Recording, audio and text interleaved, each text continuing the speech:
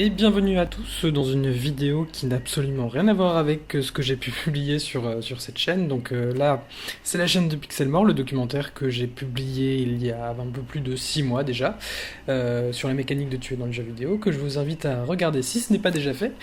Et là, du coup, on se retrouve pour une vidéo vraiment à la cool, qui n'a absolument rien à voir avec la documentation pendant des mois, avec des recherches et des recherches, des montages sur plusieurs semaines. Là, on se retrouve pour une petite vidéo découverte d'un jeu qui s'appelle A Short Hike, un petit jeu court qui nous invite à faire une randonnée dans une petite montagne. Et typiquement le genre de jeu détente, agréable à faire et qu'il est aussi possible de boucler assez rapidement. Donc pour les temps qui n'ont pas pour les gens qui n'ont pas forcément le temps de jouer, c'est un chouette jeu. Le jeu a été développé par Adam Robinson Yu, il est sorti le 30 juillet 2019, c'est la date de mon anniversaire, notez-le bien. Dispo 6,50€ sur Steam, voilà, il faut compter 2-3 heures de jeu pour le terminer. Précision qui a son importance, le jeu n'est pas disponible en français, il est disponible uniquement en anglais. Et c'est un petit peu dommage pour les Français qui voudraient le découvrir parce que l'écriture du jeu est vraiment chouette et ça participe clairement au plaisir du jeu. Donc du coup on va lancer une partie dans laquelle j'ai terminé le jeu, j'ai des capacités qui me permettent d'explorer le jeu assez différemment qu'en début de partie, mais ça on va y revenir, on va se lancer directement dans la partie.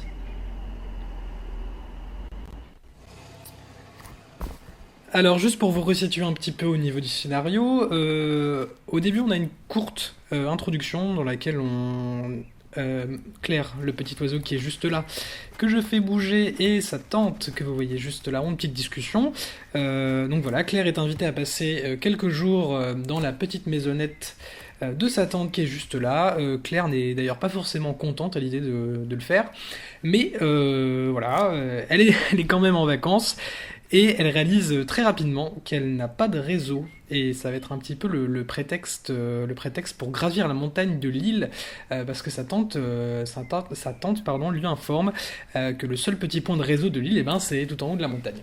Et donc, avec ce petit prétexte, on va donc commencer à explorer l'île, parce que pour la gravir, il nous faut de l'endurance, qui sont symbolisées par les petites plumes dorées que vous avez en bas à gauche de l'écran. Et pour ça, il va falloir explorer l'île, rencontrer des personnages, et voilà, récolter de l'endurance pour parvenir jusqu'au sommet.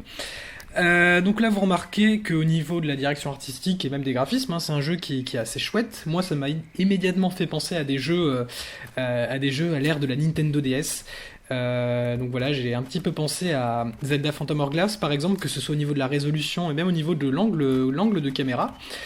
Donc voilà, c'est un jeu qui est très coloré et qui offre des panoramas assez jolis. Juste un petit point au niveau de la caméra avant qu'on continue. Vous pouvez légèrement influer avec la souris sur l'angle de vue de la caméra, mais sachez qu'elle restera toujours de cette façon, et ça, son importance, on y viendra. Alors, du coup, donc vous commencez en début de jeu vraiment sur cette petite partie. Je vais pas parler à la tante, je parle à la tante, mince. Oui, je suis content que tu es là, je reparle à la tante, je suis désolé, pas forcément l'habitude. Voilà, hop, on va gravir ces petites marches. Alors, je tiens à préciser que je joue au clavier souris, et c'est pas forcément voilà, le truc le plus pratique pour faire des commandes précises. Donc là, ce petit personnage qui nous apprend tout un début de jeu qu'on peut sauter, qu'on peut également escalader. Donc comme vous pouvez le voir, le fait d'escalader, ça va consommer au fur et à mesure des petites plumes dorées, et quand on est en l'air, en fait, on peut appuyer sur la touche de saut, donc moi en l'occurrence c'est Z, pour faire voilà, des doubles sauts. Et quand on a beaucoup de plumes, et ben voilà, ça nous permet de faire des grands bonds et comment dire, d'aller au-dessus de collines assez rapidement. Donc là, on va se remettre dans les conditions de jeu. On va dire qu'on a seulement que 3 plumes, et donc du coup, on peut pas gravir énormément et on peut pas sauter énormément.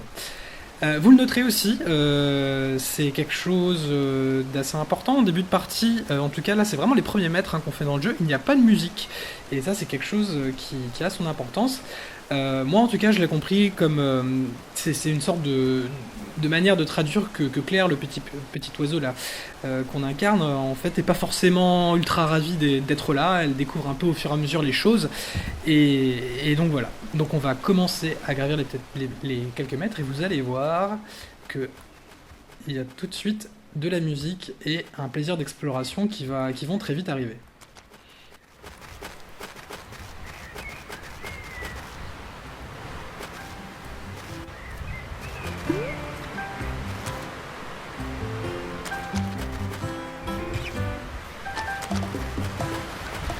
Alors moi je sais pas vous, mais moi directement quand j'ai entendu cette musique, ça m'a donné envie d'explorer, ça m'a tout de suite, ça m'a tout de suite donné le sentiment que je passais un bon moment, et après voilà, on commence à se diriger un peu partout, on voit des choses, donc on voit cette petite grenouille qui au début de l'aventure n'a pas justement la pelle qui lui permet de construire ses châteaux de sable, et donc il va falloir aller lui en chercher une. On croise un petit stand d'escalade avec deux personnages assez rigolos d'ailleurs, vous pourrez profiter du dialogue par vous-même, qui justement nous explique comment est-ce qu'on peut escalader, et donc voilà. Donc c'est quelque chose qui est chouette dans le Short Hike, l'exploration est vraiment renouvelée par des personnages, par des panoramas, par des détails qui nous donnent en fait un peu à la manière d'un Breath of the Wild, d'aller dans une certaine direction et tout simplement d'explorer. À la manière, bon c'est un petit peu moins vrai parce que dans Breath of the Wild on a une carte, là pour le coup on a zéro carte, on a juste une petite boussole que vous voyez en haut à droite de l'écran, qui nous sert d'indicateur assez... on va dire que c'est pas très précis quoi. Et donc en fait on n'aura que ça. Ce qui du coup nous invite vraiment à explorer et à découvrir ce que l'île a à offrir. Je regarde un petit peu au niveau de mes notes, donc j'ai parlé des personnages, je vais aussi parler des objets et des... Bah tiens, on a un coffre juste là, ça va être très pratique. C'est aussi quelque chose qui permet de renouveler un petit peu l'exploration. On va trouver tout au long du jeu des petits coffres qui vont nous rapporter de l'argent, donc ce sont des pièces qu'on va pouvoir échanger notamment contre les petites plumes dorées que vous avez juste là. Ensuite, il y a des choses très importantes là. J'avais vu un bâton tout à l'heure. Il est où le bâton? Je crois qu'il était juste là. Bon, écoutez, pas du tout, mais c'est pas grave. Là, on a tous les objets qu'on va pouvoir trouver dans le jeu. Donc moi, je parlais notamment du bâton. Je vais m'en équiper. Donc voilà, c'est le genre d'objet au début qu'on récupère. On sait pas forcément, même pas du tout quoi en faire. Mais c'est quelque chose qui va se révéler important plus tard dans la vie, enfin important. Ça va déclencher une petite quête en tout cas assez rigolote, et donc pour ça voilà, je vous en dis pas plus et je vous laisserai découvrir tout ça. On a pas mal de choses dans cet inventaire. On a une pelle. La pelle qui va nous permettre de déterrer des petits trous qu'on verra assez clairement dans l'espace de jeu, et quand on creusera ces trous, on va pouvoir obtenir plus de pièces. On a le petit seau qui a une utilisation assez chouette, je crois d'ailleurs, voilà, le petit bâton dont je parlais juste avant.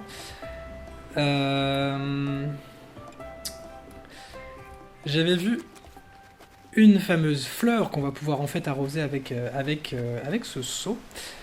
Ah là, elle est juste là.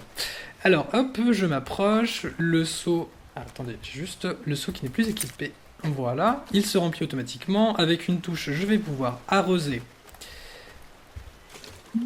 la petite fleur, et ça va me servir, là, comme le parasol qu'on a vu juste avant, de tremplin.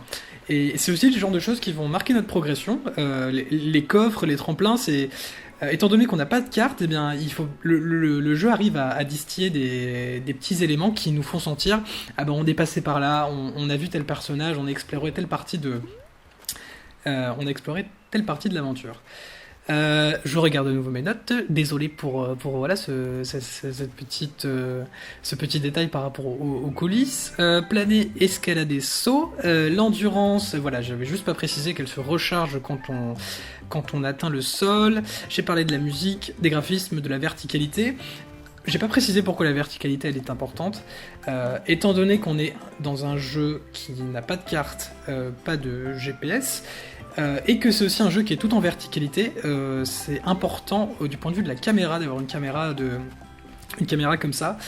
Ça peut des fois être un petit peu handicapant, Quand on veut retrouver un endroit en particulier, la caméra, étant donné qu'elle filme, entre guillemets, une zone assez restreinte du jeu, voilà, ça va pas nous permettre de vraiment visualiser d'ensemble du jeu. Il faut savoir qu'à certains moments de l'aventure, on pourra trouver des petites lunettes touristiques, dans laquelle on pourra vraiment regarder l'horizon, regarder vraiment droit devant. Et voilà. Là, c'est vraiment les seules choses qu'on pourra faire du point de vue de la caméra. Voilà, pas de GPS, voilà. L'appréhension l'appréhension, j'arrive même plus à me relire. Voilà, là, vous pouvez noter que la musique, elle évolue un petit peu. On croise des personnages. Des fois, la caméra, voilà, très très bien, elle aura tendance à reculer un tout petit peu pour qu'on puisse apprécier un peu plus la zone. Hein. Ça arrivera quand on entrera dans une zone assez différente. Et donc voilà, au début de l'aventure, du coup, on va pas pouvoir trop escalader, on aura tendance à rester sur ces petits chemins, mais du coup, à mesure qu'on avance, eh bien, on va pouvoir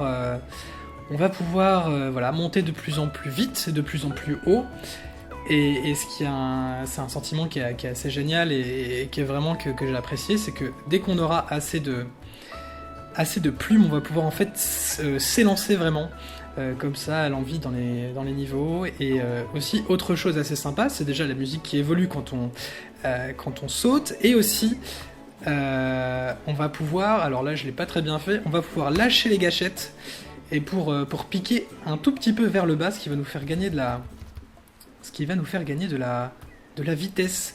Et quand on s'élance du haut de la montagne, d'ailleurs fin qui est assez chouette, avec des petits retournements de situation, comme par exemple l'endurance qui ne se recharge plus parce qu'on sera arrivé à des endroits où il fait froid, tout simplement. Et donc ça va nous obliger à vraiment calculer notre endurance, notre manière d'escalader, et pour les derniers mètres de l'aventure, c'est quelque chose qui est tout simplement assez chouette, et c'est une surprise de fin de jeu qui est la bienvenue. Ça veut aussi dire qu'il vous faudra, si vous faites le jeu, un nombre minimum de plumes pour voir la fin du jeu. Et en tout cas, voilà, pour la fin du jeu, je vous laisse en tout cas découvrir A Short Hike, que vous pouvez donc retrouver sur Steam pour 6,50€, 2-3 heures pour terminer le jeu, vraiment une bouffée d'air frais, un jeu d'exploration vraiment chouette. Que je vous invite tout simplement à découvrir. Moi, je vais vous laisser voilà sur ce petit oiseau clair qui regarde d'un air pensif ce qui l'attend. Peut-être voilà votre partie. C'est ça qui l'attend bientôt. Je vous remercie beaucoup d'avoir regardé cette vidéo. N'hésitez pas à regarder le documentaire du coup Pixel Mort sur cette même chaîne.